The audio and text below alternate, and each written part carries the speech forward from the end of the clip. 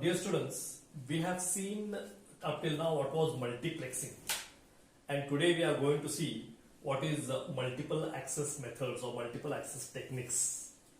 Now in multiplexing we saw that many channels were combined together and made a single composite signal and they were sent on a transmission line. Like for example, if you see multiplexing, signal 1, signal 2, signal 3 will be combined and a multiplexer will be used and they will be put on a common composite channel.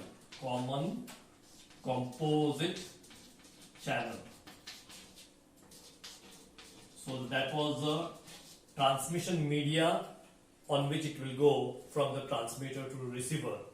Now here in multiplexing, all the sources which we were going to combine were at the same place.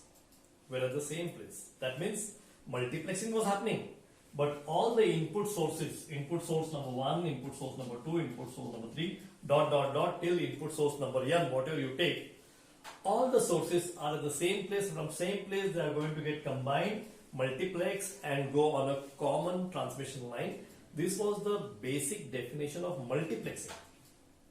Okay, now for multiplexing, if you just change a little and have an application of multiplexing, like if you make these sources, these users at different locations, if you keep them at different locations, and from different locations if they are able to access a multiplexing medium, then it becomes a multiplexing application, and that can be called as multiple access. And multiple access method is very important today in cellular phones, in your mobile communication. For mobile communication, we require our multiple access techniques. Now here, if you draw a simple diagram for mobile communication, you can see user first one is here, user second one is here, user third one is here. Like that you can have many users which are in a particular cell and they are interacting, they are using a base station, a base transceiver and a base station. So they are going to forward the message or the voice, anything, and they are going to get it returned back also. So it's a duplex line. So it will go with user 1, user 2, user 3. Many users can be set in that set. Now these are your sources. These are your sources or the users which are at separate locations, but they are accessing a common multiplexed line over here. So multiplexing is happening here, but the users are at separate locations. This is the concept where your multiple access techniques comes into picture.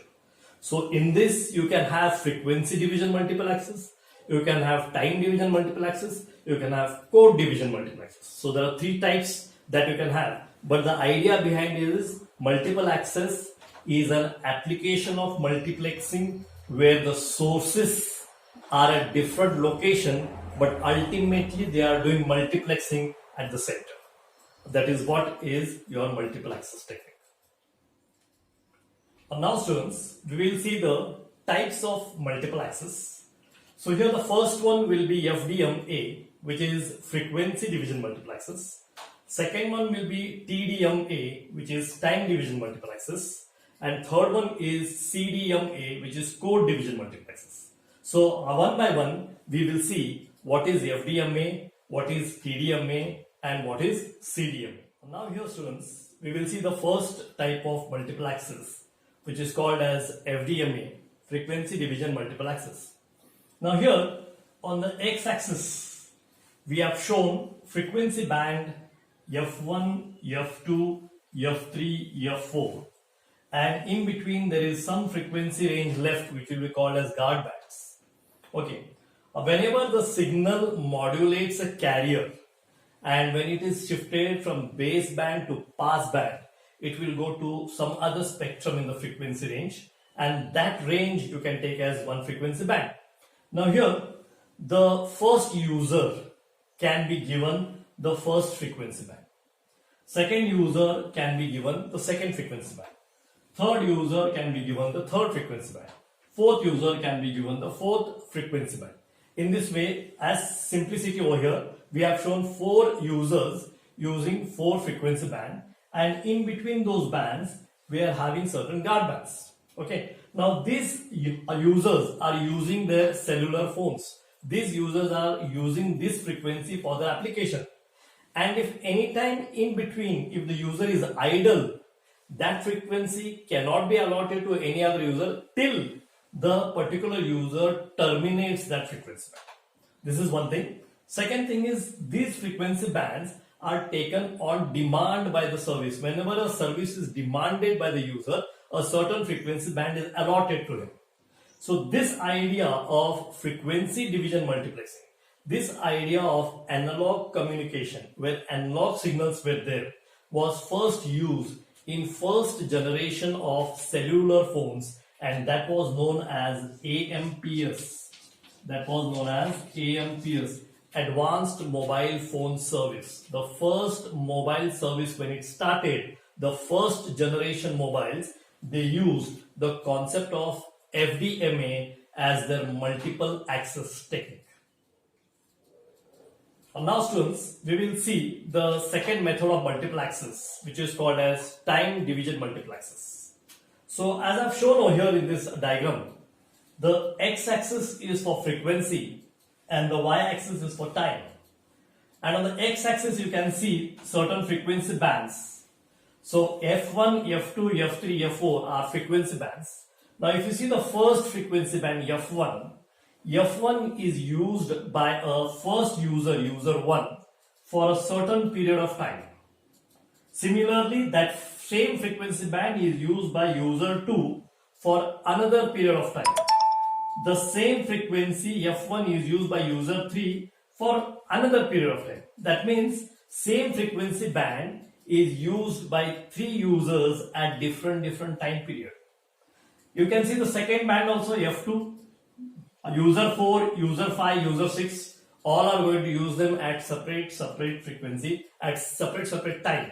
Okay. Now here, time division multiplexing concept is coming into picture, where many signals are put into one on the basis of time.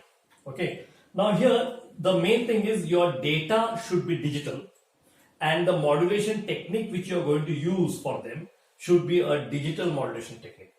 So here that can happen what was happening in your time division multiplexing technique. Okay. Now here this type of system is used for second generation cellular phones, in which concepts like GSM, Global System for Mobile Communication, GPRS, General Packet Radio System, can be implemented because you are into digital type of method, and this is much faster and better as compared to your FDMA, and that is why it was used for second generation mobile system communication. Now students, we'll see the third method of multiple access, which is called as CDMA, code division multiple access, in which frequency, time and code, all three are used. So here if you see, as I've shown in this diagram, the full frequency band, that is from F1 to F4, as we have seen in the last diagrams, F1 to F4, the full frequency band is used, and the full frequency band is used by all the users, user 1, user 2, user 3, user n. That means the user information, which was covering a small range of frequency, is spreaded over a spectrum. It's spreaded over a spectrum. So that means this comes under the concept of spread spectrum, a large frequency range. Okay, so user 1, user 2, user 3, user n, all the users are spreaded over the complete frequency spectrum. The full frequency band is used by all the users. Now here, one thing is different, and that a particular code is given to a particular user. Say for example, code 1 is given to a user 1, code 2 is given to user 2, code 3 for user 3, code n for user n. These codes are nothing but your digital type of binary numbers only. Your data also will be digital and your code also will be digital binary number. These codes are called as pseudo-random noise code or PN codes. These codes are attached with the user data. The user data modulates that code. Every user data will modulate that particular code, and then they travel with those code. That means whenever these signals are sent from the transmitter to receiver, all the signals will go to all the receiver, but the particular receiver which can decode that particular code, the particular receiver which can decode that particular code only will receive that message. That means that particular message which was sent will not go to everybody, and there is no chance. Because nobody can decode the code what is associated with that particular data. Now that particular data code will be decoded only by the particular receiver where it is destined to go. And that is the most important advantage of this CDMA method, because it will eliminate noise also, it will eliminate crosstalk also, it will take only the message which is destined to go to him. And that is why this method was used in third generation of your cellular telephone networks. Now here in this CDMA we are having two types. One is frequency hopping and one is called as direct sequence. Now we will see the two types of CDMA. The first one is called as frequency hopping and the second one is called as direct sequence. So in the first one, that is frequency hopping, a carrier which is used to which the data is going to modulate that carrier will be changed, will keep on changing in a pre-planned program called as pseudo-random noise code. Now that program will go on changing the carrier frequency. It is not a fixed carrier frequency. So it is unpredictable. The carrier frequency is jumping, it is hopping. So the name comes as frequency hopping. And the receiver which understands this type of change of the carrier frequency, this type of pseudo-random noise program, that receiver only can decode the code and receive that particular data which is destined to it. And this is how the CDMA process in frequency hopping takes place. The second method of CDMA is called as direct sequence method.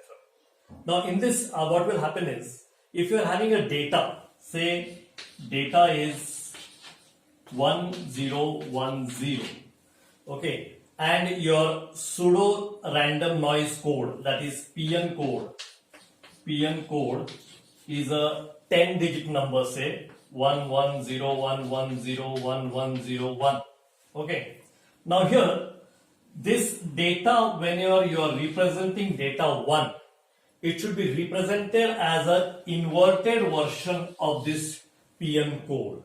It should be represented as an inverted version of this PN code. Okay, and whenever you are representing 0, it should be represented as it is. That means this data of 4 bits will be 4 into 10, that is 40 times. So the number of bits will increase. Once you multiply them, the number of bits will increase. Now these number of bits which are increased are called as chips, and the rating is called as chip rating.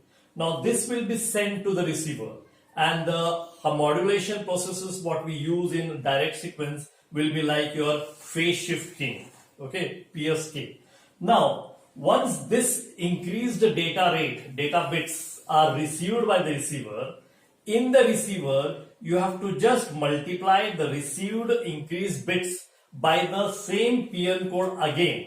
If you multiply them by the same PN code, then you will get the original data back to the destined receiver. Only that receiver will get that original data back, which will have the same PN code which was used at the time of transmittal. So your original data is recovered by a particular receiver who is having the same PN code. This is what is used in your direct sequence CDMA type.